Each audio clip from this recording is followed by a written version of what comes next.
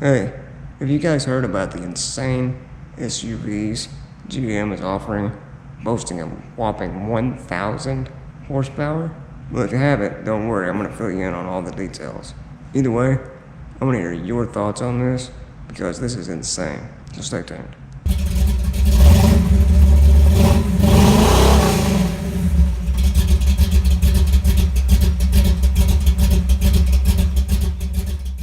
Hey, how goes it, guys? Welcome back to the channel. Now, today's video is going to be a bit different than normal. As you can see, I don't have the C10 behind me, like I usually do, but I'm actually out of town. Anyway, recently heard about some crazy news in the automotive world that I had to get on here and discuss with you guys. But before I do, a lot of you watching this are probably not familiar with the channel, so I want to introduce myself really quick. I'm a wheelchair user, but I'm also a hardcore car enthusiast. And here on this channel, I try to produce high quality, entertaining content while still maintaining as much authenticity as possible. So if you want to tag along and that sounds interesting, go ahead and hit that subscribe button and turn on bell notifications so you don't miss anything.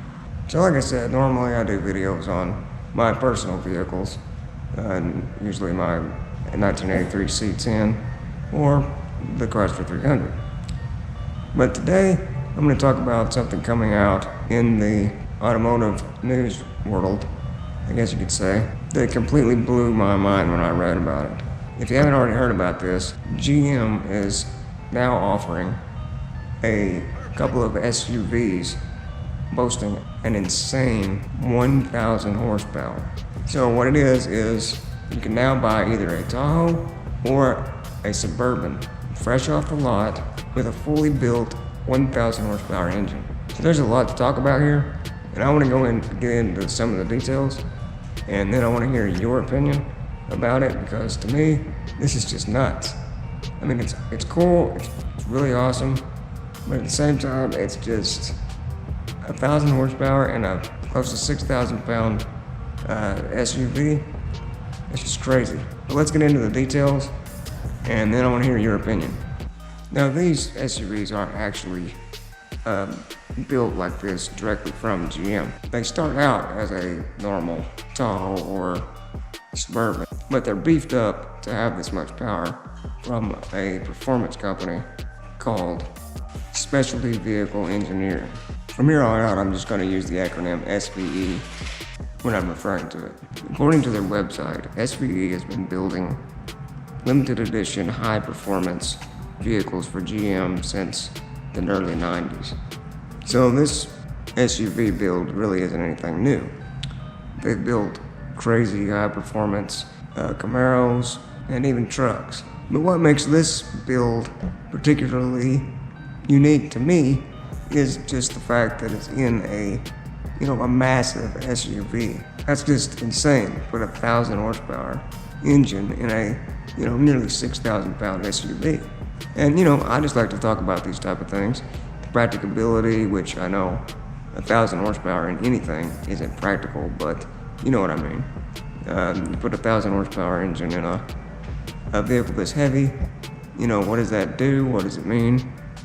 So anyway, we're gonna discuss that, and like I keep saying, I wanna know your opinion, and I'm gonna give you mine. So it's cool enough to just know that the engine in these things have 1,000 horsepower.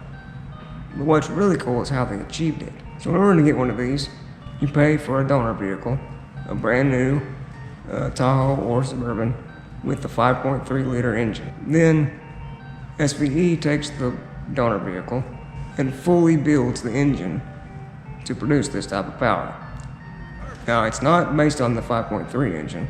It's actually based on the GM's 6.2 liter. Some of the internal upgrades include a forged steel crankshaft, forged steel rods, and forged aluminum pistons. They also upgrade the cylinder heads with ported heads and I think a more beefed up fuel system.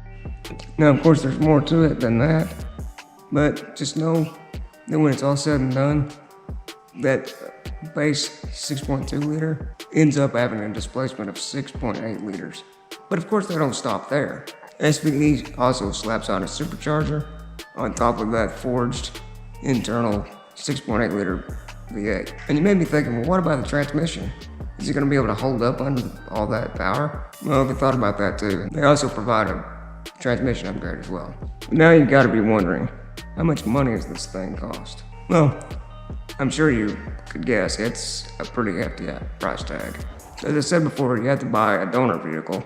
So you have to buy a brand new SUV with the 5.3 liter engine. So whatever the price you pay for that, you also have to pay an additional $66,995.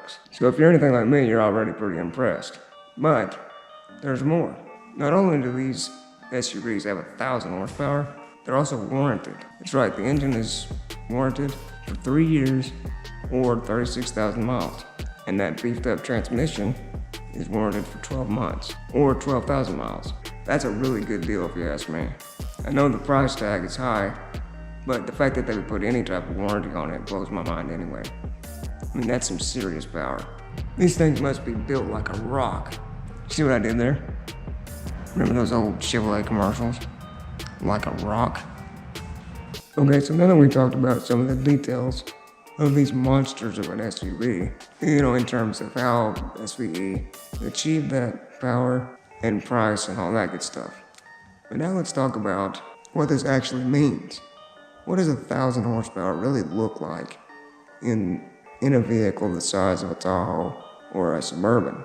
Now, obviously, horsepower and torque are, extremely important in terms of performance, but that's not the only factor. Weight is arguably just as important as power, at least to an extent. You can make a really lightweight vehicle with significantly less power perform just as good or better as a more heavy vehicle with more power. So we know these SUVs have got plenty of power. 1,000 horsepower, that's a lot. But they've also got a lot of weight. A Suburban weighs close to 6,000 pounds. So even though the number of horsepower is really high, that weight factor is going to impact the overall performance significantly. So you may be thinking, yeah, but it's 1,000 horsepower. Is that 6,000 pounds really going to matter? And how do we really think about it? How can we really tell how well it would perform without actually taking it out on a track or something? Well, you can actually do a little bit of simple math to actually quantify overall level of performance of a vehicle. Of course, you can't get exact in terms of how well it would perform, but you can get at least a usable number that you can compare to determine relatively how well a car would perform. And to do that, you just do some simple division and you get the power to weight ratio. Now, I know lawyers go to law school because we can't do math, so you're gonna have to check my work, but let's do a little division and try to calculate the power to weight ratio of both the Tahoe and the Suburban. Oh yeah, I made a little lawyer joke there. When you go down to the comment section to leave your opinions about these SUVs, I want to hear your best lawyer jokes too. Let's see who can leave the best one. So in order to calculate the power to weight ratio, all you have to do is divide the car's horsepower by its curb weight. So we don't know exactly how much the SVE version of the Tahoe or Suburban will weigh, but we can get a pretty good idea. If we just Google the curb weight of both of these vehicles, we see that the Tahoe weighs in at 5,300 to 5,600, and the Suburban weighs 55 to 58. Now, since SVE's version will have the V8 in it, and the beefed up transmission and all that, we can pretty safely assume that it would be on the upper end of that spectrum. So we're going to use that top number for both of them for our calculations. So after dividing 1,000 horsepower by the curb weight of a Tahoe, we get the number 1.79 after we round it off and move the decimal point. And for the Suburban, we get 1.72 after we round it off and move the decimal point. Now, I don't remember if I mentioned this, but this number represents horsepower to every 10 pounds of the vehicle. So as you see, we've got a pretty good number here. Normally, I think if a car's power to weight ratio exceeds 1, that's considered fairly well. So this is still really good. So what does all that mean? Well, if we compare it to another high performance car that we're familiar with, we can kind of put those numbers into perspective. So let's think about Camaro Z01. The 6th gen Z01s are rated at 650 horsepower, and I believe they weigh around 4,200 pounds. I'm not sure, I'll put it on the screen.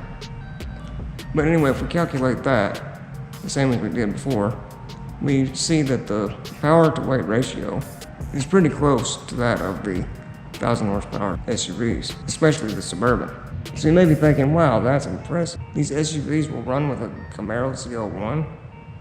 Well, it might, but there's also plenty of other factors you have to take into consideration in terms of performance. First of all, the Z01 would do there would be no comparison in, curving and obstacle course type driving.